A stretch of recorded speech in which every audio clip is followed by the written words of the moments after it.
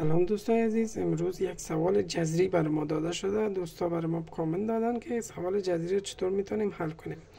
مثلا مثال بر ما یک سوال جذری هست 18 جذر 2 12 منفی 16 جذر 12 مساوی به چند می شود. بسیار ساده است. اینو چطور حل میکنیم؟ خب برای دریافت اصلی برای قدم اول چیکار میکنیم؟ هر دو جذر رو میبینیم مساوی است. جذر 12 مساوی جذر 12 این مساوی است. پس یا رو مشترک میگیریم. مثلا میگیریم همین جذر 12 رو میگیریم 18 منفی 16. بسیار ساده.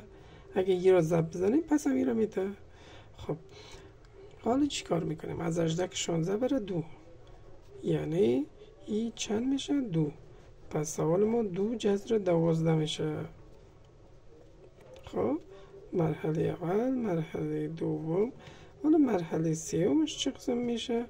برای دریافت جذر ساده از این دور خودش هم میگیریم، مالی یک عدد یکسان دریافت میکنیم که اینجا هر جذر که چی نداشت جذرش چی است؟ تحت جذر 2 است.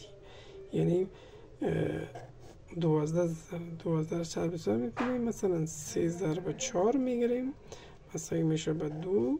3 خودش باشه ضرب 2 مربع میگیریم. حالا راحت میتونیم که ایره همراهی خلاص کنیم. 2 خلاص میشه مساوی میشه به 2 ضرب 2 از جذر ما باید جذر 3.